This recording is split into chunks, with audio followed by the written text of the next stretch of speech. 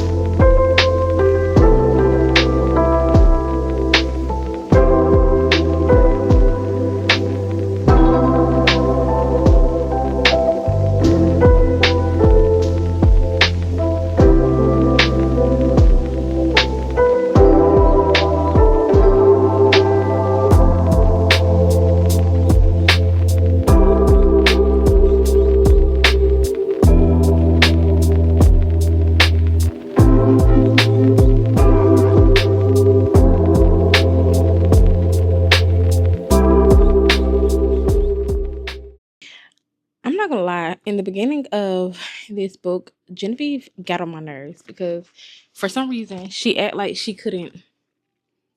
I mean, I understand to a certain extent, but when somebody tells me like, "Hey, do this," let me move this towel, y'all. Do this and it'll save your life, then I'm doing it. Like, I'm not trying to die. So for her to be acting like she's acting in the first half of this book is crazy. I am 54% through. I'm on round 2 of the hunt, and I'm really enjoying this book so far. Like, I am really deeply enthralled into this book. Um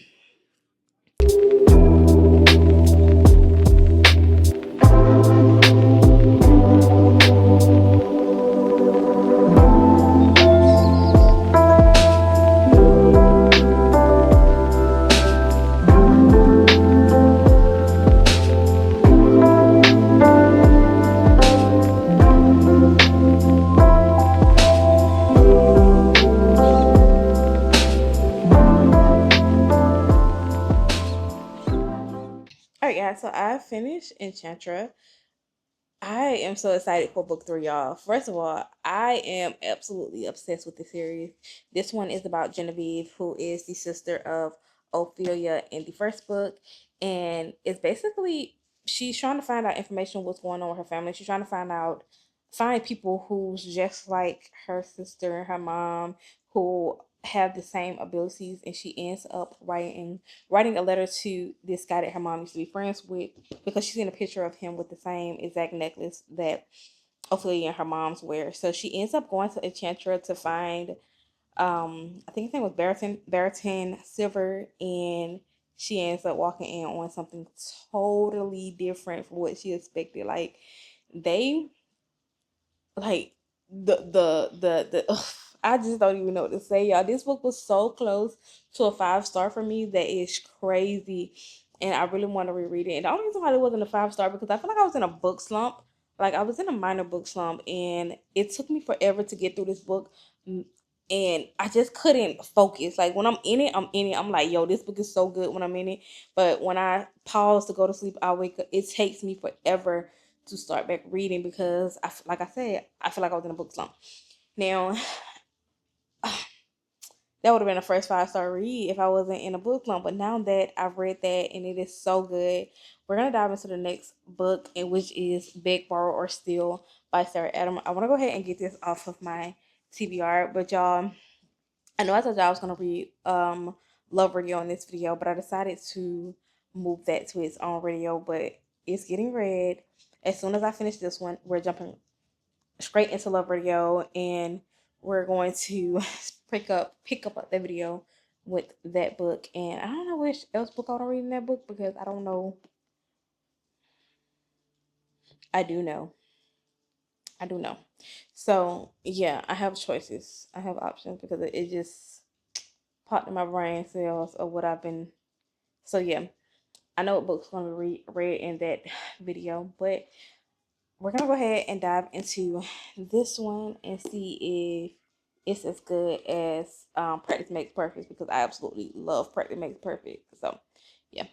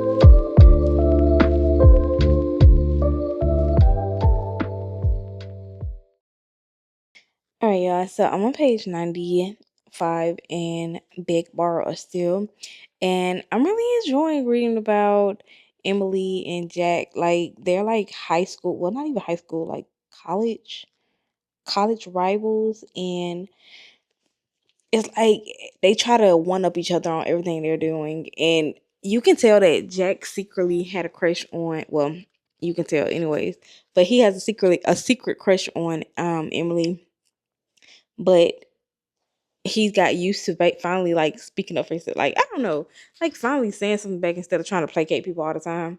And he feels like she's just equal, I guess you can say. But it is just so cute and wholesome to see and just watch their banter and how they go back and forth with each other about every little thing. Like she has this special place in the coffee shop that she goes to, and a special table at the coffee shop that she goes to, and she likes to sit there and drink her coffee and do work on her computer. And he comes and take her table, and they arguing about that. They was arguing about the table, and then he like it's just so much that it's just so cute and wholesome. I can't even tell you the last time I read like a rom-com romance book like this. Like This is so cute. Like it's so cute and wholesome. Um, I'm gonna continue to read, and I'll talk to y'all later.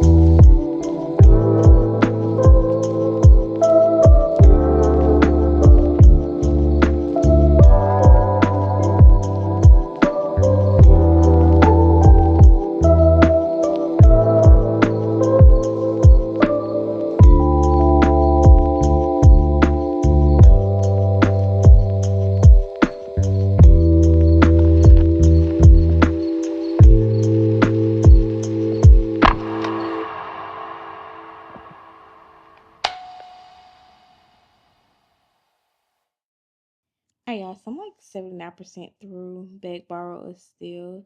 And one thing that I actually realized that bothers my brain cell is like the third act breakup? Is it third act or third act breakup scenes where they go through this situation where it could have been talked out, but instead of talking it out, they basically like push each other away. That ish bothers my spirit because something that can be resolved by a simple adult conversation get pushed out to be so big of a deal to the point where I'm just like, girl, if you don't open your damn mouth and tell this man how you're feeling and let him be there for you, like he's asking to be, because trust me, there are many men that don't care. Like they'd be like, you'd been crying on the bathroom floor, and they'd be like, girl, get up and shut up. You got this man in front of you asking you, like, let me carry this burden with you. Like, let me help you through and understand your emotions. And you tell this man to get out your house while he half naked. Are you crazy? Are you like, I understand, like, maybe you like what happened that triggered your emotions may not, like, you may not be in the mood to continue on with y'all grown for business, but to put this man out your house and he's trying to be there for you, this man is weak in the knees for this girl, and she's like damn near oblivious to it. Like, I don't even see how you don't see it. Like, he is the thing. This man will move hell and high waters for this girl, and it's just like, I want to process this alone. Like, no, I need your shoulder to cry on. Like, let me cry on your shoulder. Like, let me tell you how I feel. Like, talk me down from this hill that I'm on right now, or doubting myself, or of ready to cancel my whole dreams because of this one person opinion. Like, talk me down from this. Like, I need you to tell me that I'm the best of the best. Like, that this lady don't lost her mind and she's crazy. Like, tell me something that'll make me feel better, because the way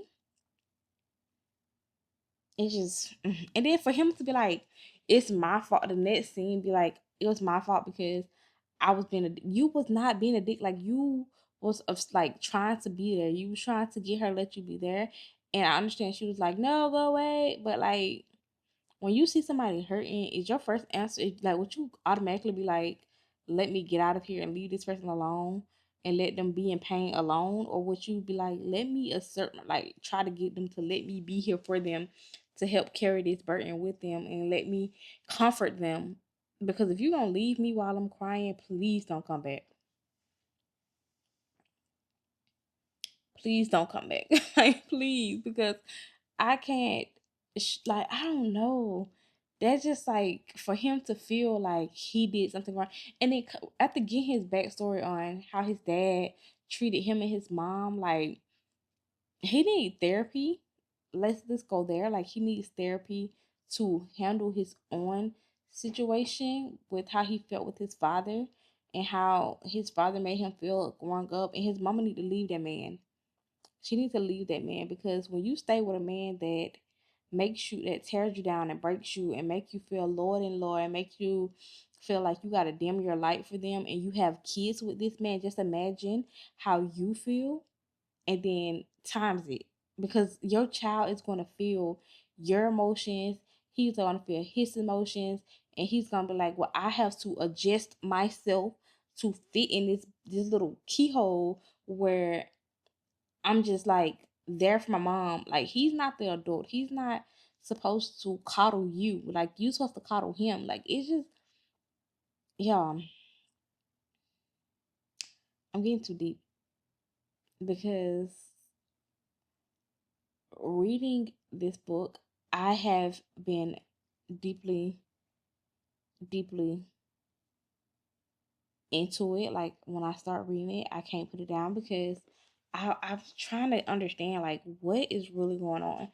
And with Emily, she feels as if she has to be essentially her sibling's parent.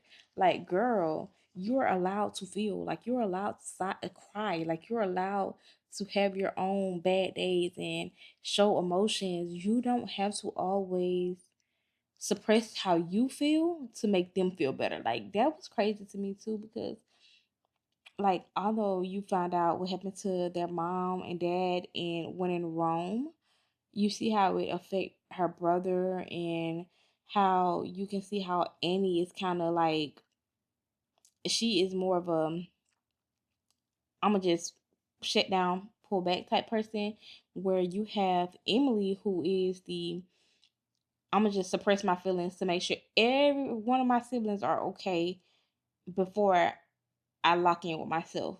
And that if she even locks in with herself.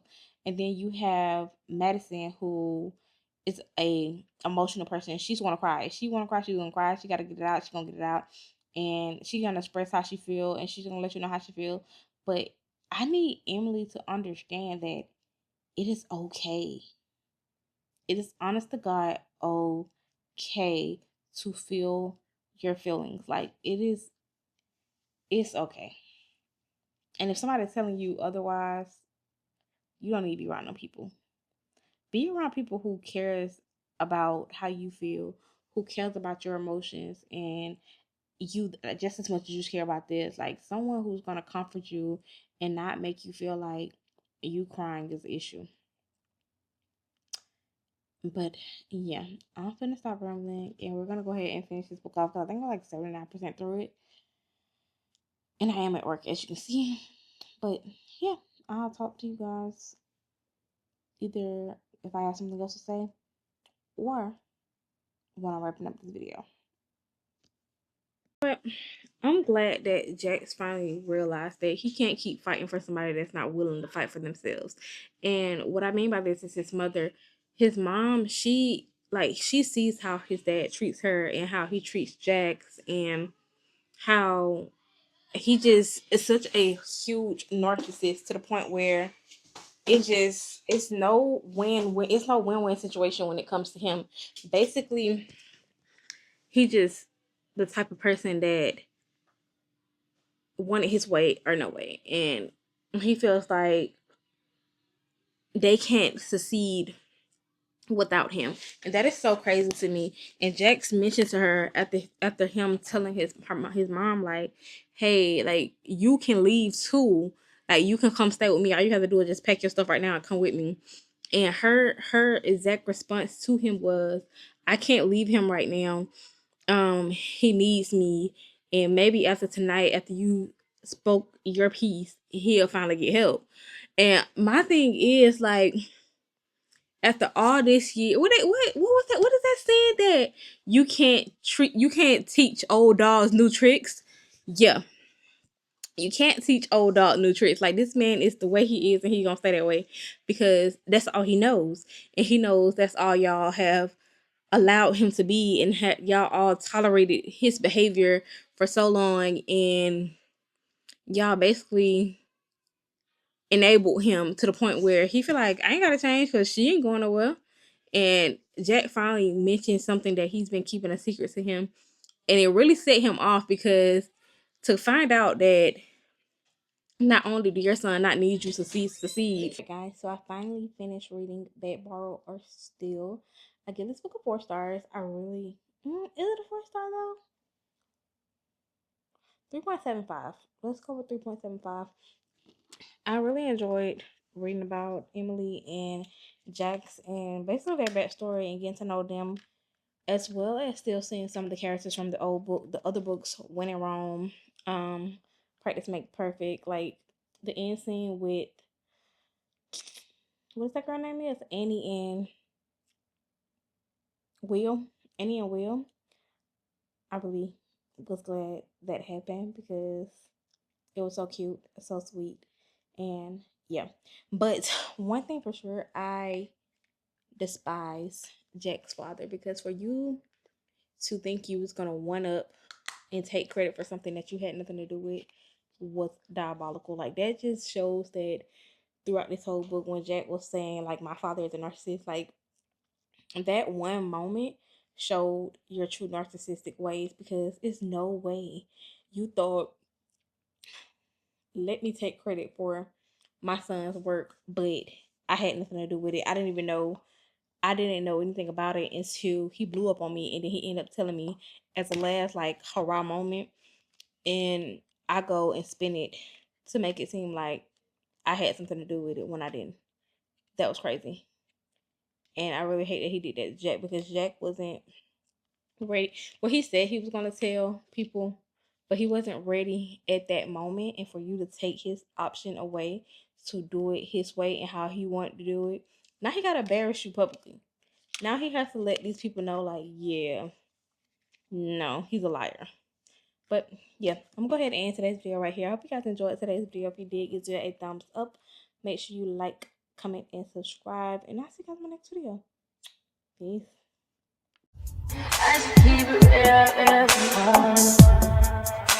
High volume.